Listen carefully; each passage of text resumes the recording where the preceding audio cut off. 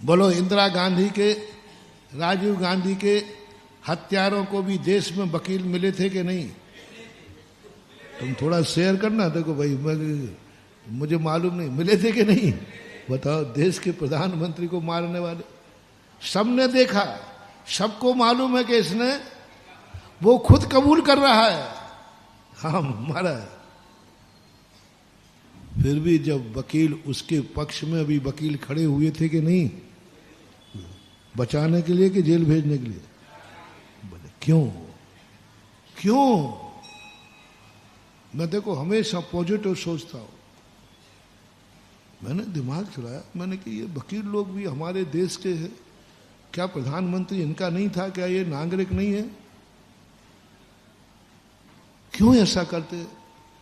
ऐसे लोगों को तो वकील मिलना ही नहीं चाहिए, नीति है, नीतिप्रद है। ऐसे हत्यारों को तो वकील मिलना ही नहीं चाहिए, लेकिन मिले हैं। मैंने कि क्यों क्यों? मूल कारण क्या रहा? एक संस्कार दिया है वकीलों को कि तुम सत्यासत्य पर मत जाओ, तुम्हारी शरण में वो जिस विश्वास से आया है उस विश्वास को कायम रखो। बस वो तुम्हारे पास आया है कि विश्वास है कि तुम मुझे बचा लोगे। मैंने अपराध किया है, मैं गलत हूं, लेकिन मुझे वकील पर विश्वास है कि वो ऐसी तर्क लगाएगा, ऐसी हुनर लगाएगा कि अपराधी को भी बरी हुआ है। ऐसा एक केस सुना था मैंने, अदालत ने फांसी बोल दी, सही अदालत फांसी बोली, उसको सही अपराध मिला, लेकिन एक वकील था उस फांसी अपराधी का, घोर अपराधी का। महान फांसी कब मिलती है? जब बहुत जघन्यतम अपराध हो जाए। फांसी भूल चुकी, पिपरी अपराधी के परिवार के लोग एक वकील के पास गए।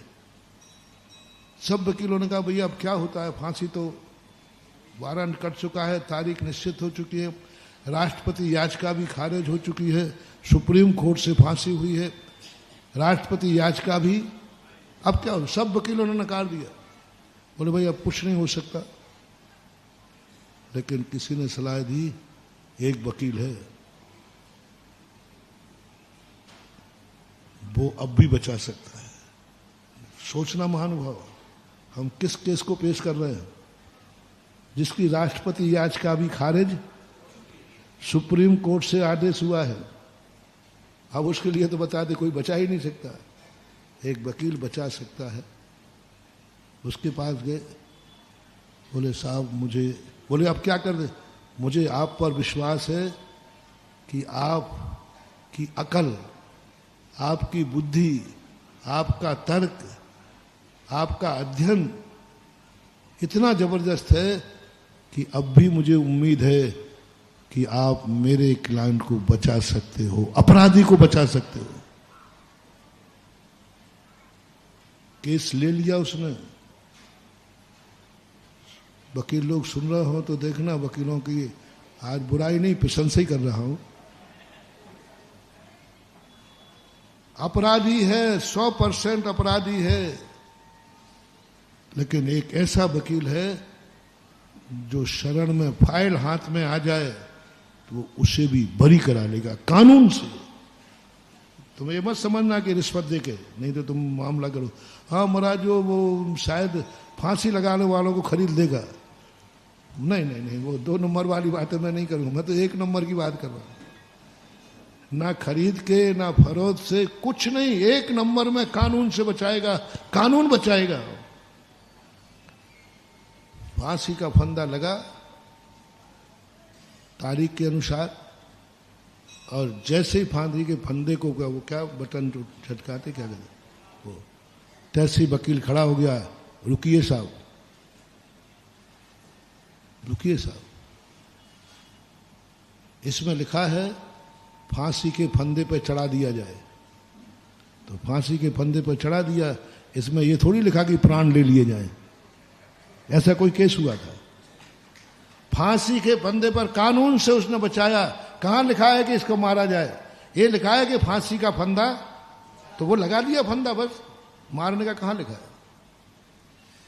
उसके बाद फिर संशोधन हुआ, लेकिन एक अपराधी तो वो बच गया।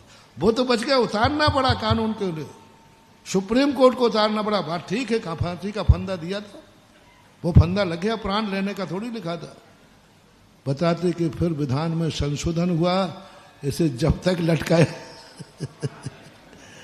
नहीं तक कुछ हुआ है, जब तक लटकाया जाए, जब तक उसके प्राण न निकल जाए। यानी मेरा ये कहना है कि ऐसे भी दुनिया में ज्ञानी हैं जो मौत के मुख से भी तुम्हें निकाल सकते हैं। ऐसा ज्ञानी जिंदगी में एक बना के रखना है।